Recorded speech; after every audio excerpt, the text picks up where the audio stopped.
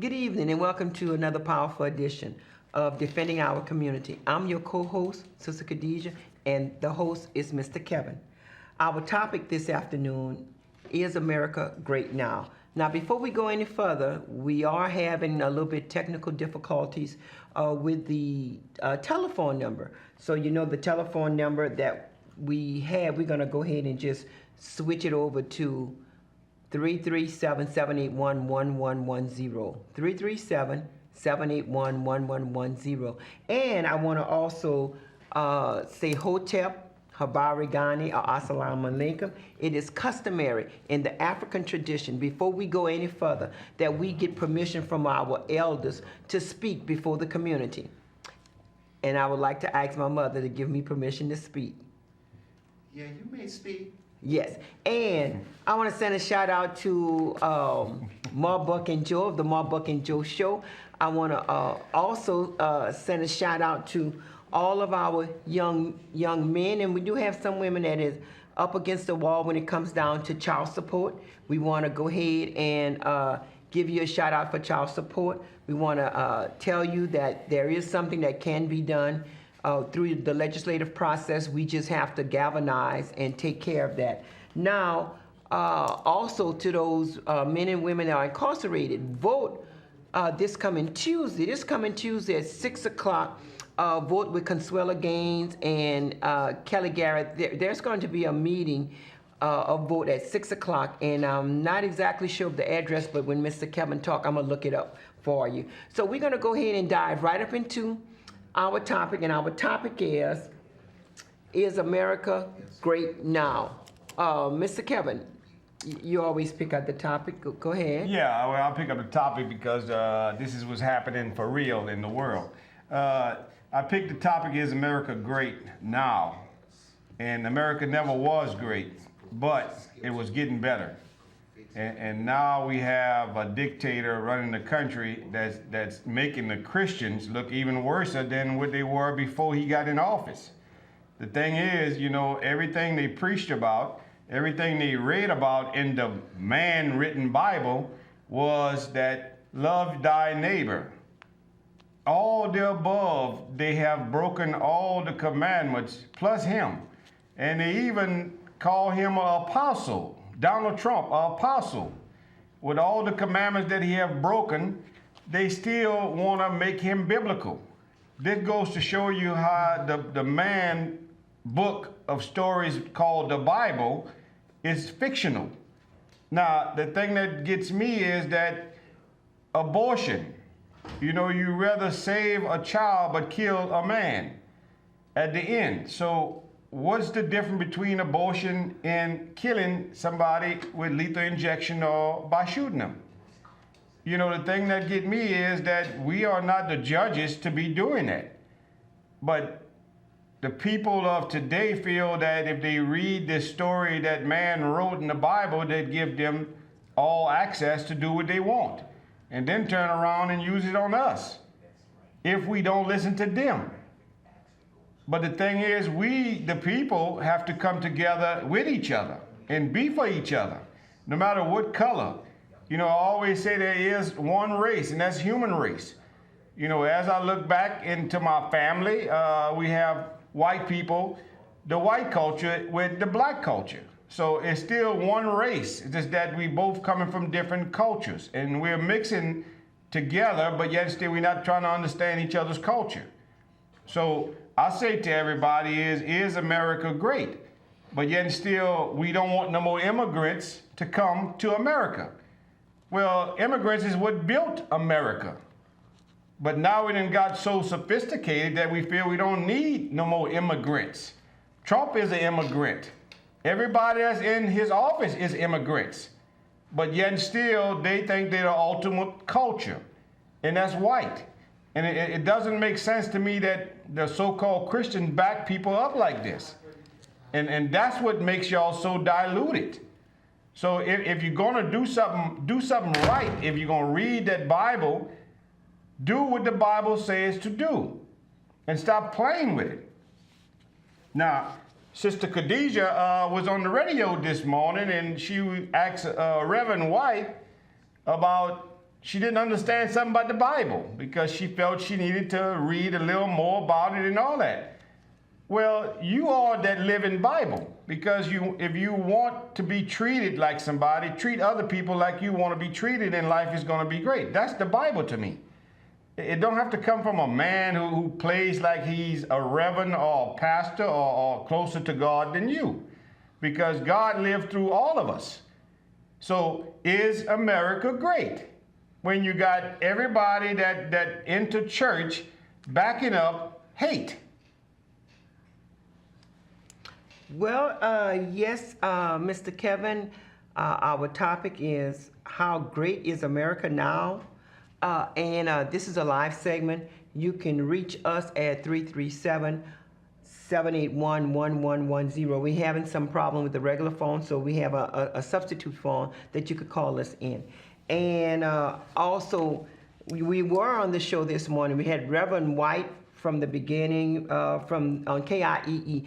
And, you know, Reverend White is the father of Victor White Jr., who was brutally killed by... Murdered. Who was murdered by Justin Ortiz out in New Iberia, Justin Ortiz, he working for the Youngsville Police Department as we speak now. And under the guidance of one of the worst sheriff in the existence of the world, Sheriff Louis Alcombe.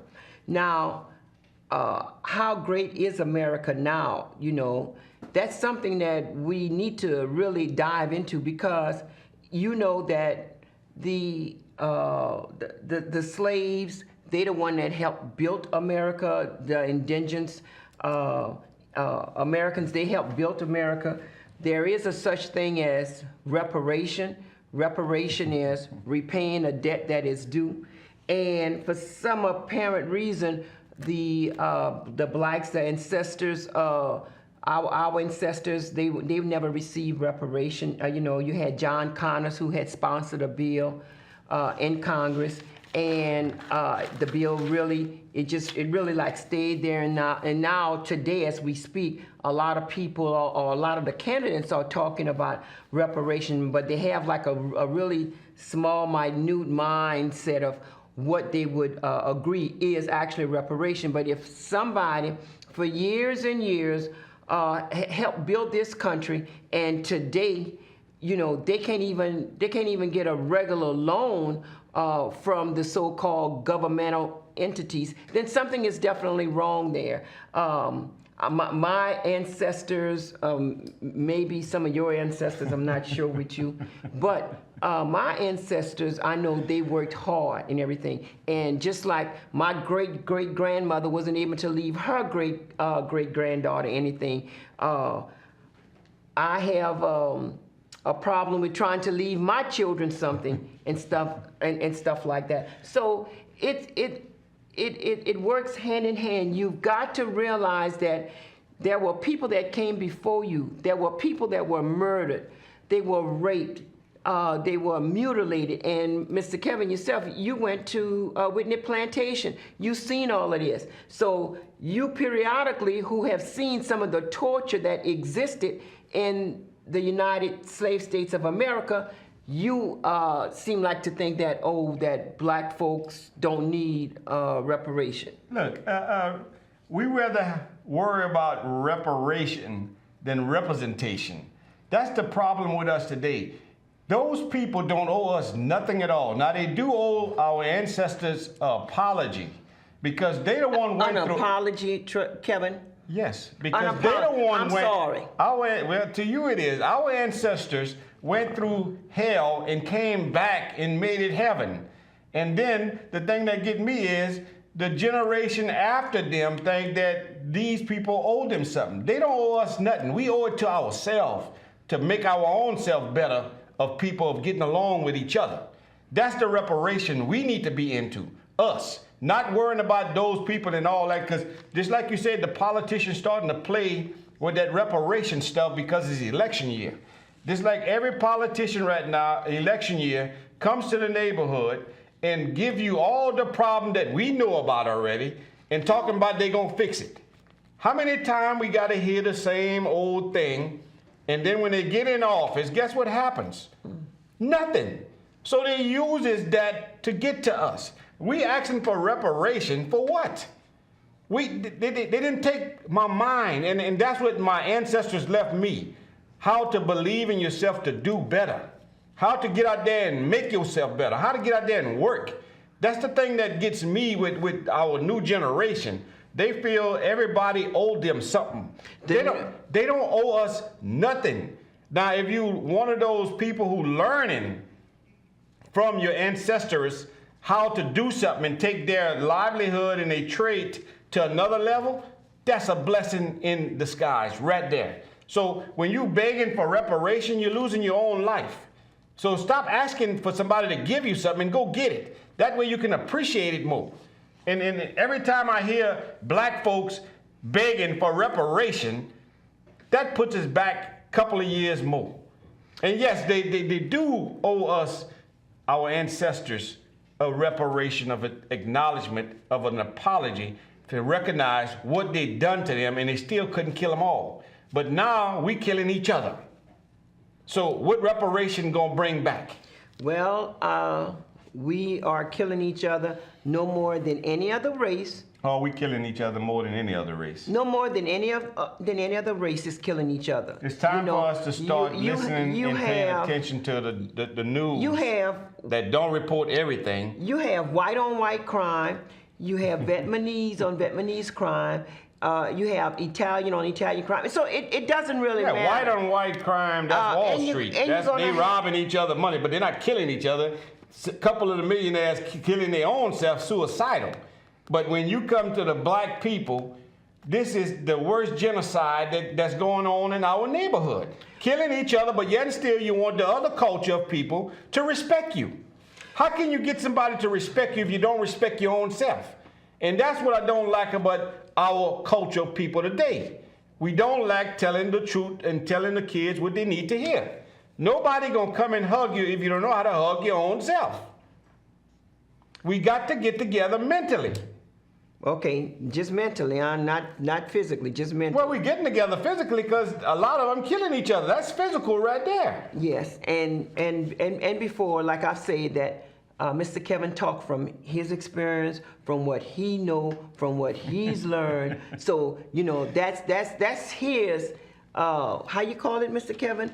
That's my life, my Bible, my testament. His journey. To all the Christians that's out there, that's your Bible, your life.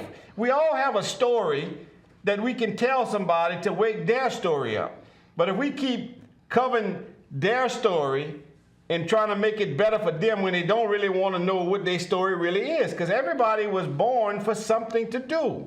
And that's the problem today. We pick out stuff that we want our children to be, not knowing our children is their own individual. We cannot be our children's barrier and try to give them their life. They got to give their own life to themselves and recognize what they mean on this planet. But if we keep on trying to give them hugs when there should be slaps, then we ought to be slapping our own self. Yes, and approximately 4 million Africans and their descendants were enslaved in the United States and in the colonies. That became the United States from 1619 to 1865. Yeah, now you have to really paint a good picture because, I'm not exactly sure what is Mr. Kevin age, but I know you're in the 40s. I'm 50. Okay, oh well, congratulations. Half a century. Half a century. And now I can tell everybody what I see, and it's truth, facts, all the above. And if I don't keep saying what I see in my life, then that won't help nobody, and if we keep on babyfying our people like they owe us something, we do this, we do that. No, we got to start worrying about us as a culture of people who getting extinct. They got endangered species. We one of them. The black man has always been in danger, no matter how you look at it. Well, lately they're killing their own self, so they're all in danger. And the police is killing them also. That one police officer who always killed 1 out of 100 black can't compare to the blacks on black crime. I want to go ahead and say our deepest sympathy go out to Pamela Turner of Houston, Texas, who was executed by the Houston Department, a police officer. It was caught on video. Our sympathy go out to her family. Also, remember the situation, what happened with Sandra Bland, who was stopped for allegedly didn't put her signal on to change the lane. Sandra Bland was brutally killed by a police officer. Victor White Jr. was brutally killed by a police officer. Now, trust me, the ones that I've named, they've been killed. It was like the white officers that killed the black one. But when this other lady from Australia, who was a white lady who was staying had been staying in the States a while, when this black man took and killed her, he was found guilty. Now, their favorite slang that they use, I feared for my life. He feared for his life. Everybody feared for their life. But yet y'all some trained professionals, and y'all always fearing for your life. The only officers that are trained now is a state trooper, because they got to go to a school, they got to go to a class, mentally, physically, and all that. Right now, the sheriff department, city department, police, and all of them, they're hiring people off the street. If you can pass the silver board, they're hiring you. Giving you a gun. You don't have to train. Just come to the black neighborhoods, and that's where you start your training at. Now, you talk to some of these white officers that they got over there, they shouldn't even be a security guard. But nobody wants this job. And you got to understand, these guys that they're hiring, even some of the black officers, who treats black folk worse than the white officer. We don't talk about all that there.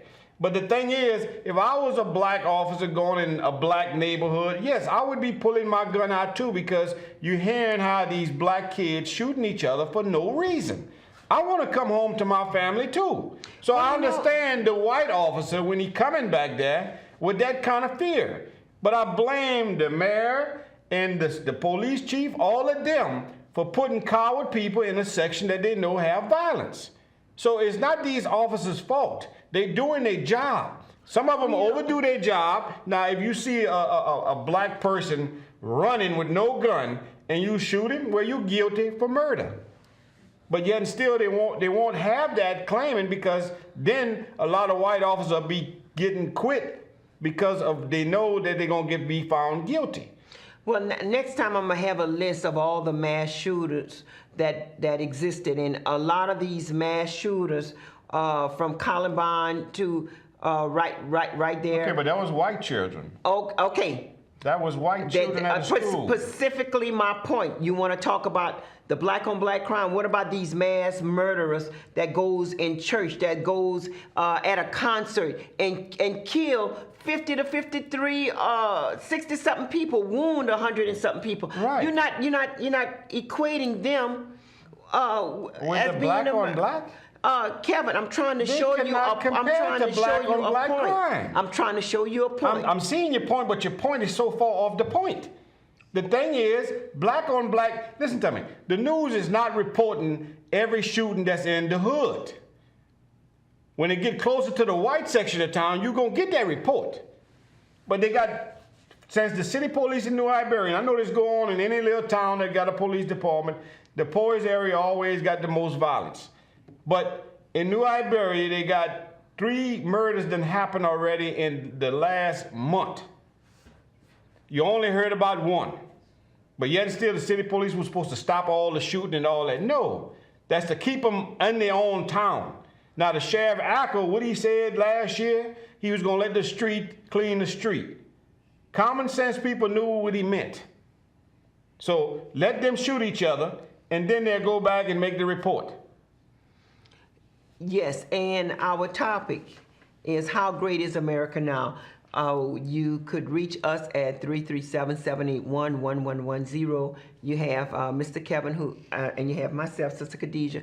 And it's enlightening that... Don't give your personal number. Oh, it's enlightening that we have the opportunity to come to you every other Wednesday and discuss issues that's going on in our community.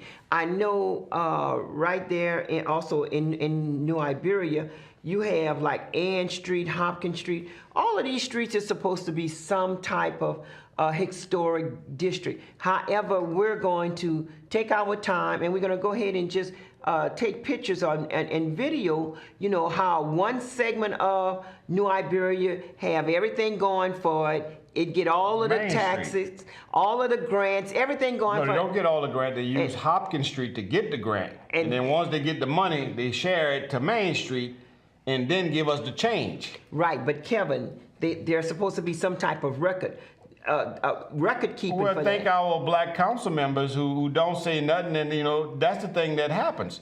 I don't blame them white people that's running the town of New Iberia for what our council members and some of the people are allowing. You know, we got me and a couple of other people might complain that that's injustice, that's not right. You know, the city park, nice, got everything that they want. Western Park, what they got? A pool that they buried. Well, let me give them credit. They're building a playground, a 30 by 40 playground for kids from 5 to 10 years old. Still, the gym is not fixable. The air condition, nothing been done. They patched the roof. They hire contractors from a way that so cheap that it doesn't even make sense. But the thing is, I blame the people and our council member. Yes, yeah. But you got to understand, they're the kind of people who have the businesses running. They in it for their business and the little check that they're giving them. So that's the problem with them. And to all the politicians, you know, I was looking at a video of State Senator Stephanie Flowers of Little Rock, Arkansas. I don't know if you saw it. This is the way a politician represents her district. You know, go to that video and see it, and then take a picture and send the video to your politician and show them how they're supposed to represent their section that the people pay their salaries for. Yes. And you know, when you go to these city council meeting and all this, they never talk about the people. It's all about business. How much money we got to make, how much things we got to do, how many more tickets the people got to pay in the poorest section. It's not about let's try to get our people right, because without the people, there is no town. Yes. And that's the problem we have in today when I say, how great is America now? America never was great. It was getting better. But now we done got to the selfish point because we got this dictator in office, and then we got mega churches who supposed to be the Lord's word, bringing it, and saying he's an apostle. All what he's doing, you know, and that's the thing that gets me with people. You read a book that says all the commandments of rules not to do, and you allowing this man to break all of them and saying he's doing his job. This is your biggest test. You know, everybody waiting for D-Day. This is D-Day to say something. And to all our black leaders who misleading the people, something is definitely wrong with y'all. And they have white leaders that mislead. But I don't have no white Kevin, leader. You're not understanding. that's not I'm the talking point, about right. the black leaders who we pay their salaries to, who not leading at all. Okay. So I'm not worried about the white leaders. I'm talking about my culture of people. Right. The people who are supposed to be doing something for our culture of people. That's why we voted to put them in there to go to the big table to get us a piece of the cake, not the crumb. And what they do? They come back with crumbs in their hand telling us that they couldn't get nothing off the table. And we see the crumb in their hand, but then they gave them some more little position, some more monies, and some more revenues on us. And what they do? Put a slide and a couple of little rock crawling stuff in the Western Park, and now we're supposed to be happy with that. Even Buck Johnson right now with the politicians going crazy, they're using that. But y'all let them tear the park down 2 years ago. Right, and then when you're talking about tearing the park down, you know, it really wasn't a park. It was a bunch of concrete with some trees. Where the homeless, where those that was on drugs, they had a chance. Those that was homeless, they had a chance to go and lay down. They had a chance to go and mingle with each other. Thank you, Ms. Jarek. Mr. Rack was against this.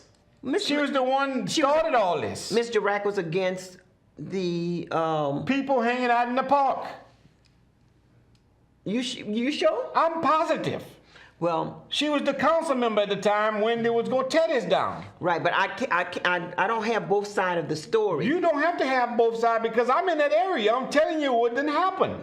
And that's when I say black leaders who supposed to be leading become more hating people than ever discovered before. You know, if Buck Johnson was alive, he'd have liked that this place that they gave in his name of honor had people to come and sit down to rest and still be alive, even though they was on drugs and all the above. But we worry about simple little things like that than our lives. You know, oh, that's a crackhead park. That's his neck. Well, okay, then they are human. Right, and they needed a place to be. I mean, you're knocking down all the old houses for some reason to buy property, but yet still, what happens after that? Now, yes, you're correct with that. Now, remember the oldest dentist, historic dentist that's here in New Iberia was Dr. Diggs, right? Because we were speaking about that. A bunch of entrepreneurs, doctors. I mean, they had Hopkins and Pershing sold up. Right. But that would be an historic place. I don't understand why the historic monies did not go there to help. Because we didn't have black leaders who could have get our monies for those historic places. Whether it's black leaders, white leaders, I mean, if I'm in a section and I'm representing a section, then that's my job to get monies for our section. You go on the main street from McDonald's on down and then rebuild all those old buildings falling apart on Hopkins Street grant money. They go apply, they get it. Okay, Kevin, there's got to be there is a paper trail. You got to talk to Marlon Lewis. You got to talk to Sharon Gidger. You got to talk to those people there. They be at the table. They don't want to know what's going on, but they're in it for their own businesses. And that's the problem. Not white leaders, black leaders. So-called leaders. Like I say, I have nobody to lead me. So-called white leaders, because if you have 3 black leaders and you have 7 white leaders, they always would be outnumbered, no matter how you look at it. But it's not in the numbering. It's not in the numbering. It's in the individual. Yes. You got to represent where you come from. Simple as that. And that's the problem with a lot of us black folk in that section. We don't complain enough because they think we don't get heard. We get heard, but you must say something. Because if you don't say nothing, then nothing gonna happen. And that's the problem we have all the time. Us, the black cultural people, who feel we need a leader to lead us somewhere that we don't need to go. So, as you can tell, Defending Our Community, it's a live segment. We can't give you no phone number out because we're having like technical difficulties right there. But you could call us, or you could also catch us streaming live on AOCinc.org, streaming live. And I wanted to say that to the family members of Sandra Bland, Victor White Jr., Pamela Turner, who was brutally killed by police officers, that there is something that's under works as we speak right now. We had Mr. White, Reverend White, that was on the KIEE this morning, and he was talking about, some things that are being put in, the Sugartown documentary was shown all over, and I believe that people can still watch it, the Sugartown documentary, and it showed New Iberia in a bad light. But if that's the light that they're in, then how else you want to show them? You got to show them where they really at, and we're pleased with that. Now, you do know that Mr. Kevin, he do his research. He do speak from his heart, and I'm pretty sure. And from what I see. Okay, all right. And I'm not edited. I tell you how it is, not the way you want it to be. And when I complain about reparation and you thinking somebody owe you something, they don't owe you nothing at all. Well, you could you complain. owe it to yourself. You could complain about it all you want, but there's hundreds of thousands of people that is fighting for reparation as we speak. Well, tell them good luck with that. Well, because yeah, they're not yeah. gonna get it. Well, they're not gonna get it. The time they're wasting for reparation, they could be doing their own representation. Do it yourself. Stop worrying about what these people is already. They're using all our monies to do all kind of crazy things. Look, Trump want to spend $20 billion on a wall. A wall. Meanwhile, we got people dying. Meanwhile, we got crazy people can't get their medicine. Meanwhile, we got veterans who went fight these fake wars that they made up to go fight for profits. They won't even take care of that. So you asking for reparation? That's a waste of time to me. Mm-hmm. The thing is, representation means everything. Because when we came up in the neighborhood, everybody represented themselves. We didn't ask for no reparation. That was supposed to be given to our parents, grandparents, parents, who was born in America. They didn't get nothing. They promised them 40 acres and a mule. What they got? Could you imagine the value of the 40 acres and a mule today? Could you imagine the value of that? Well, I know some people got 1 acre and can't take care of it. So why give them 40 acres and a mule? Right. And we definitely understand when we're talking about mental issues, mental issues could be staring you right there in the TV. I mean, it's all over.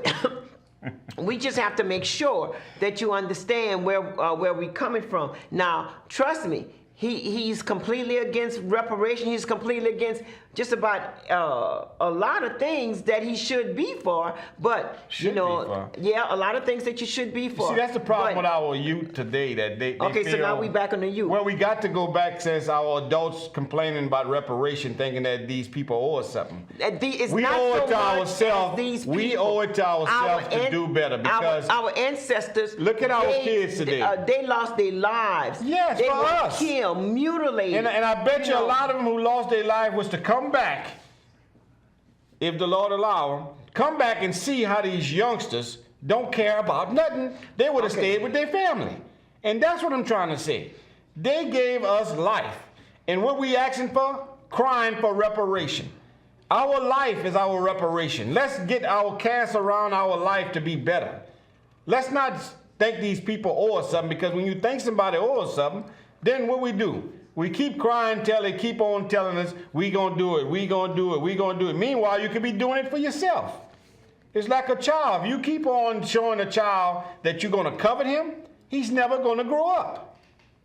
But we can start our own companies, we can start our own thing. It's one thing about the Mexicans, the Asians, they stick together. And guess where they place their business at? In the poorest section of town. Because they know the black culture is the poorest people, but the biggest consumer. Why is that? Because we want reparation. We can't afford $8 rent on housing authority, but we can go and get a $40 set of eyelashes, a $50 set of nails, and a $125 per inch weave. What? So when you say we, you know a lot about those prices. Because I'm a cosmetologist. Mm-hmm. And that is crazy for you to be having your personal care almost $1,000. That's a nice mortgage, but you're staying in the housing authority, looking all good, wearing all the name brand stuff. And I'm not hating on y'all, but I'm just saying the management. What you spending on your personal need, you could be in a nice house with a yard. But again, we're waiting for reparation. No, they not so much as waiting for reparation. If you get it, I guarantee you they want it. They're not so much as waiting for reparation. It's not something that people is on their knees begging for. It's something that's duly theirs. Well, the Jews lost millions of people in the Holocaust and all that.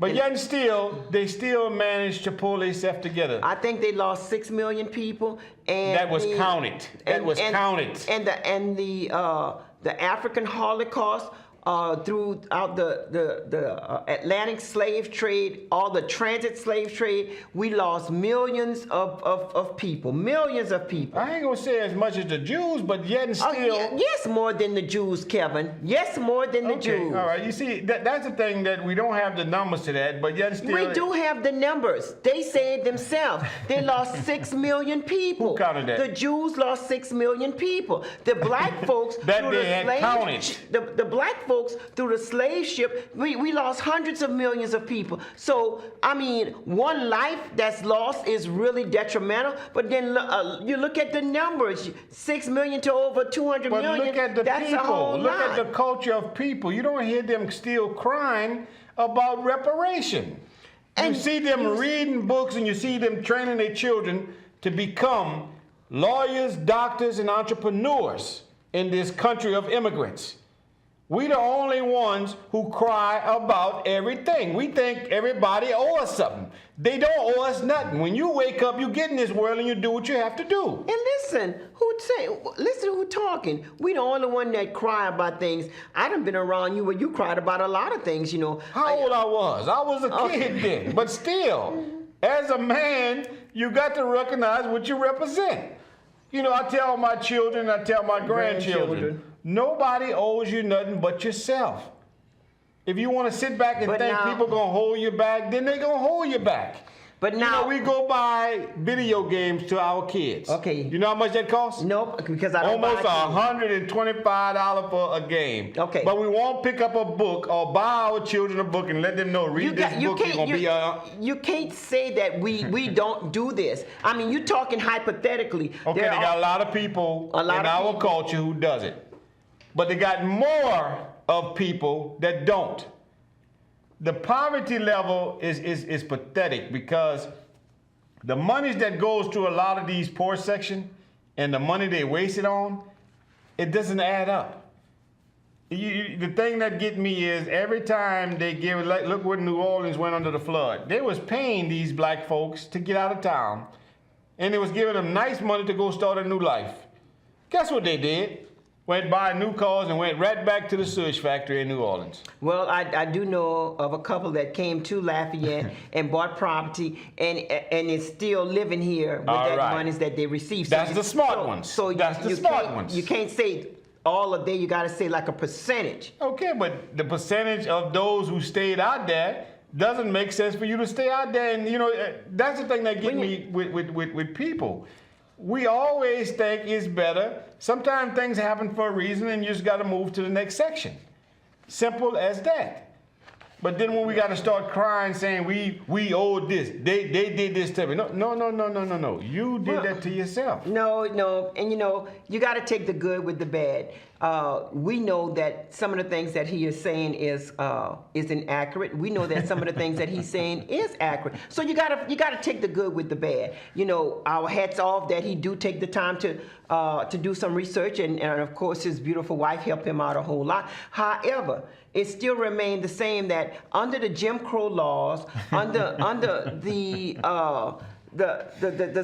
slave laws. I mean, all of these laws was geared to make sure that black people could never own property. You could never try to unite with each other. And when you did unite, you could see what happened. Like at Rosewood, there was a predominantly black county of Rosewood, a community where they did business with each other, their monies turned around with each other, and they prosper. However, you had these white Ku Klux Klanmen or the judges or the sheriffs who decided that, oh, well, we need to go ahead and say somebody got, a white woman got raped and stuff like that, and let's just burn down the entire town. You know, all of that takes monies from us that we so much deserve, but we could have leave our own people. Do you think that how great is America now? America is never great because they don't want to acknowledge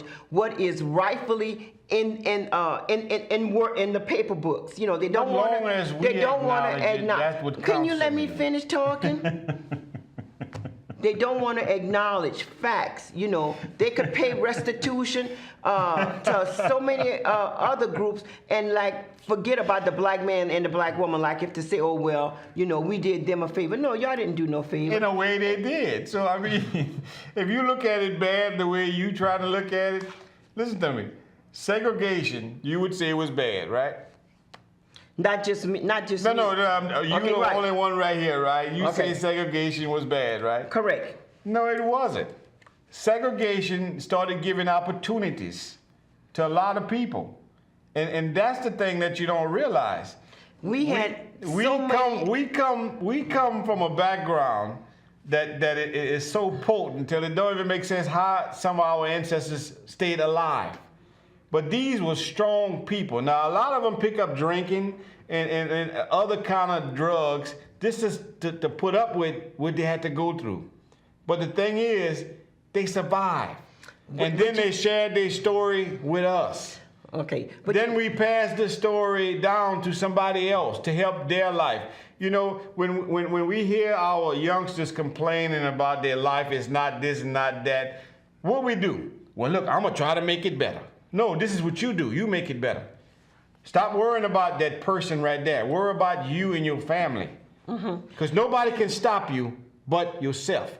This here, the mind, is what is so valuable. But our biggest thing, we want the monies. And then we get distracted with the monies and the material thing. And then we forget where we at. Then we forget everything of that our ancestors worked for to get us there. And then what we start doing?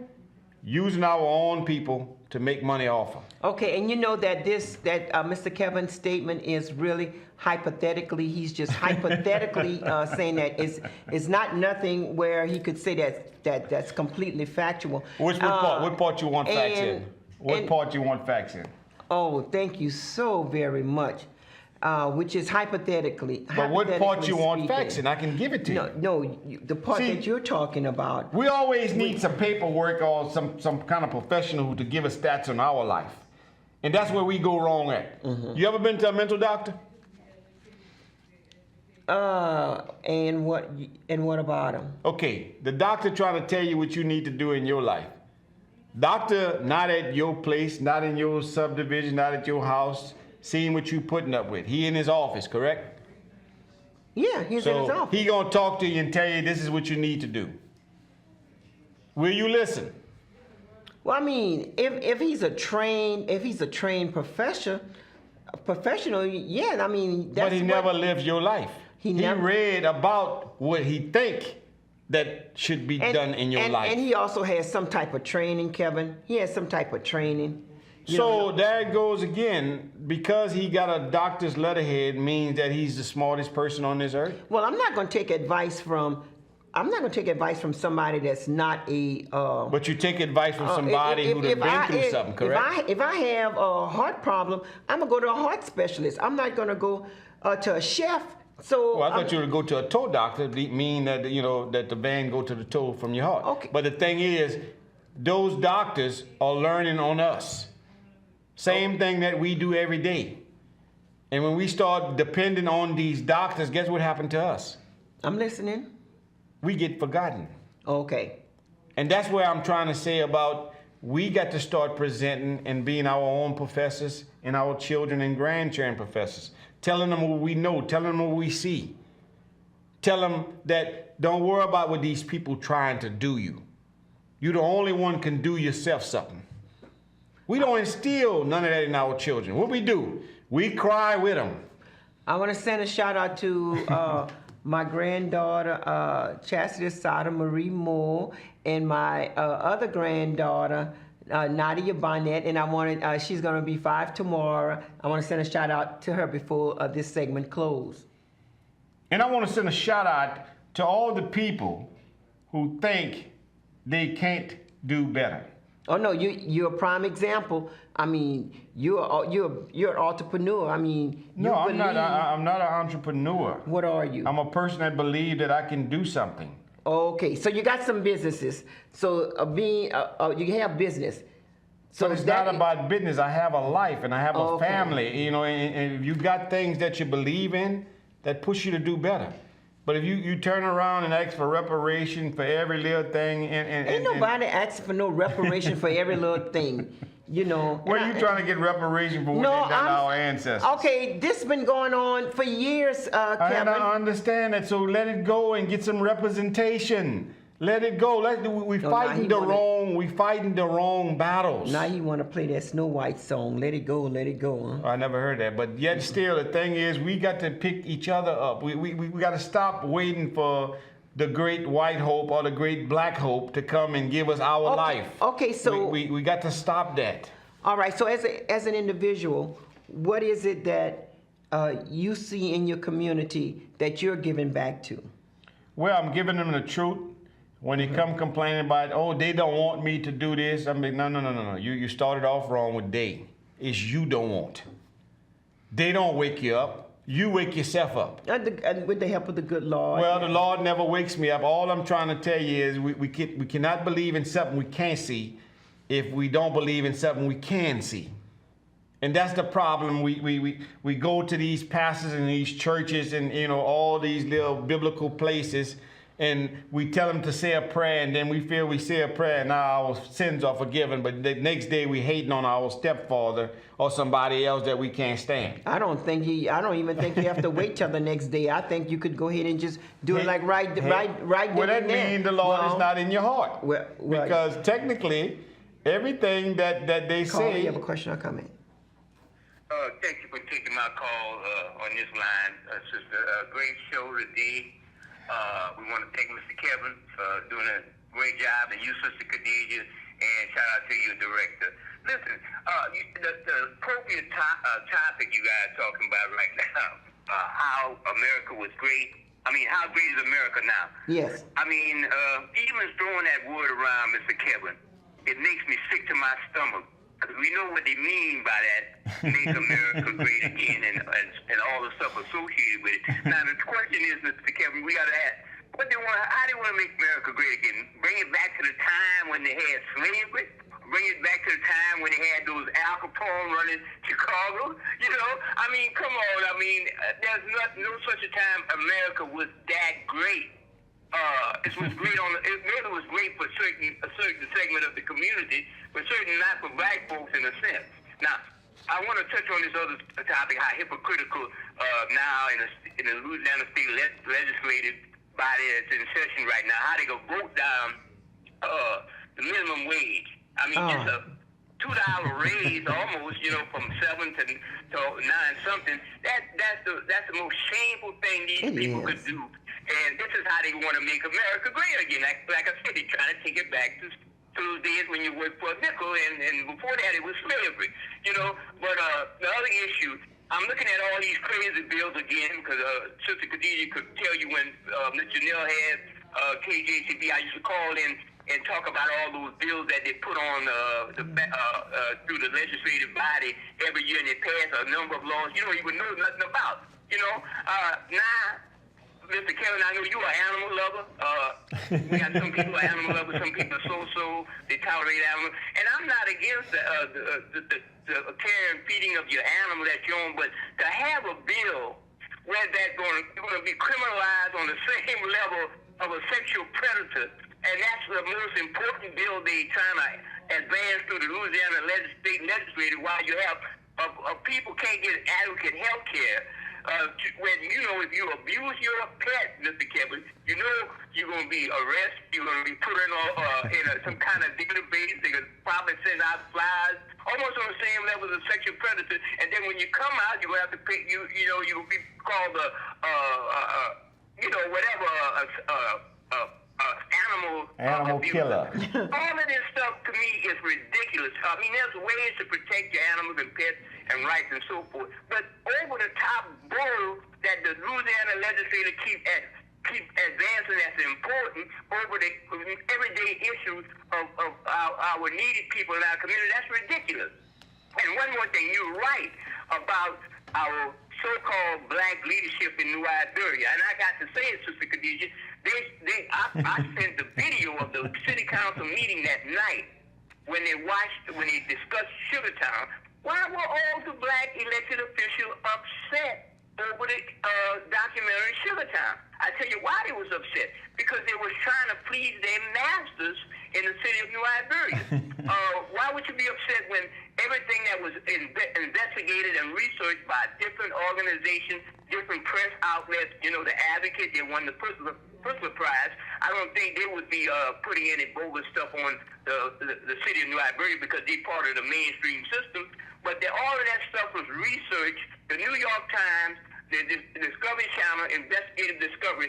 But it's good when they show New Iberia singing and dancing downtown New Iberia and celebrating everything Creole and Cajun. But yet when the same network come in and roll in and do an expose on how wicked you treat certain segments of the community, you get all upset. Yeah. But it was the Negroes on the city council that got mad. So I just want to bring these things and thank you so much, and I hope we get the line cleared up soon. Yes, I'm hoping so too. Well, it wasn't. I'm pretty sure the white councilmen, they were upset too because it showed him in a negative light. No, the white councilman didn't have nothing to say. It was the black council members that had something to say because once again, I keep telling everybody, from minimum wage to teachers with the supposed to be getting raises from all those casinos and all these new stuff opening up. That was all lies, and it's still lies. They don't want no minimum wage because they're so afraid that you're going to start becoming your self-owner. People got to work 3 and 4 jobs just to make one job right. And then, the thing is, minimum wage should be almost $20 an hour. But then they lied to their workers, telling them that they can't afford it, but yet still they're building $1 million houses all over this country. And to all our representatives who supposed to be doing something, whether you're a Democrat, Republican, neutral side, they got all kind of new little shit that came out. You got to understand, a politician is a politician no matter what party he so-called represent. Until they disband all parties and make it one party for the people, because you work for the people, then I'll know politics is out of it. Because when you got this many parties at one table collecting off of us, the people who work, then there's always going to be confusion. And that shouldn't be no representation for all these different kind of parties. You vote the person you want in to do the job and not get distracted by what party you belong to. All right. That's almost like the Crips and the Bloods. Okay. So we only have like maybe 2 minutes left. Well, I want to give shout out to my wife. You're going to be reading something they already know. Okay. And my grandchildren and everybody. Okay. If you're not part of the solution, you are the problem. Okay, and we got to wake up and listen to her with her black stories right now. Okay, and thank you so much, Mr. Kevin. I really appreciate that. I know that. Black women make up over 30% of those incarcerated and are likely to be in prison 4 times the rate of white women. Black women are sexually abused before they reach the age of 18. And this is coming by some of their own people. But go ahead. And this is abuse or not, and this is coming from the Bureau of Justice Statistics. Yeah. 1 out of every 4 black girls will be victimized by sexual abuse in their lifetimes, often leading to alcoholism, drug addiction, and suicide. More black women are killed in America than any other race between 2011 and 2013. Black women in the United States die at a rate of 40 deaths per 100,000 live births compared to 12.1 for white women. Young black males catching them up. And we want to thank everybody that participated. Remember, Mr. Kevin has his own views, and that's his views and his life. Facts of my life, facts that I see in my life, and facts I see around it. Right, and remember, we're streaming live at AOCinc.org, and we want to thank our producer, our director, for helping us out. We really appreciate him taking a lot of crap from Mr. Kevin because it's a hard job to do. Well, when you can't edit the truth, that's the problem. It's a hard job to do. Get registered to vote, y'all. We got an election. Voting. We got an election coming up in a couple of months, and we got our sheriffs from all different walks. Right. We got to have come them and sell stories in the neighborhood. Don't buy them. Ask the questions y'all need to know. Ask them what they felt about when ACL allowed this to happen in the jail that we pay for. Ask them about how they felt about the monies we had to pay to the people that The taxpayers. and most of all, ask them about the judges and the DAs who had a part to play in this and didn't do nothing about it. Even our parish president, Larry Richard, didn't say nothing about it, but yet still he want to represent you again. Well, there's all these people. He don't necessarily have to. Yes, he does. Parish president. He's supposed to be representing the people. And it's not.